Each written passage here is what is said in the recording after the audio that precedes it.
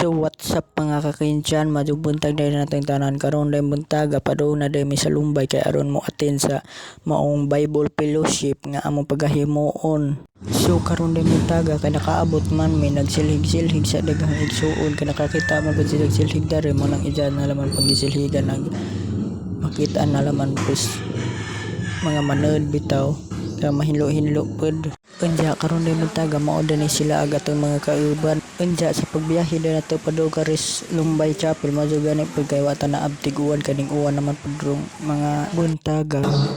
Si Jesus mitubag, dili kay makapitura, kundi kapituon kapito. Kay ang gingharian sa langit sama man sa usa ka hari nga nakikusay sa mga utang sa iyang mga sulugoon. Ug sa diha nga nagsugod siya paghusay, gidala ngadto kaniya ang usa ka sulugoon nga nakautang. Kaniya milyon ka pesos. Ug tungod kay wala man siya igong ikabayad sa iyang utang, misugo ang iyang agalon nga ibaligya siya ingon nga usa ka ulipon.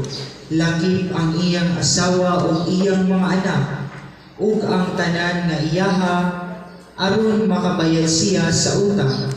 Miluhod ang sulugoon atubangan sa iyang agalon ug nagpakiluoy nga nag-ingon, "Sir, wala intawon ako'y ayaw intawon ako apigiha kay bayran ko ikaw sa tanan." Naluoy kaniya ang agalon, busa gipapas niya ang utang sa sulugoon ug iyang gipalakaw. Milakaw ang tao ug gikasugat niya ang usa sa iyang mga kaubang sulugoon nga nakautang kaniya pipila lamang ka pesos. Gilabni dayon niya o gituo o giingnan, bayri na ako sa imong utang.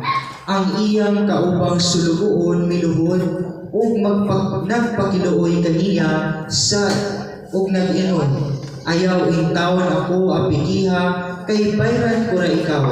Apan wala siya musugod. Hinunua, gipapriso niya hangtod nga makabayad sa utang. Sa pagkakita sa upang sulugoon sa nahitabo, nasubo sila pag-ayo ug nangadto sila sa ilang agalon ug siya gisugidlan nila sa tanan. Busa gipatawag sa agalon ang sulugoon ug giingnan, "Banyaga ka, gipapas ko ang tanan mong utang kay nagpakiluoy man ka kanako.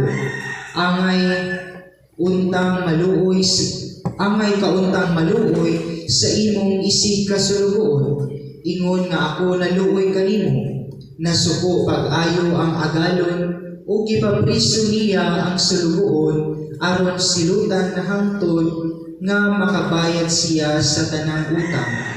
Ug gitapos ni Jesus ang sampingay sa pag-ingon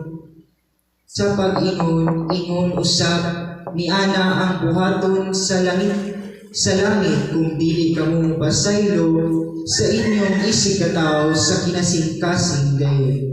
Ang pulong sa Ginoo. Salamat sa Dios. Palihog manglingkod.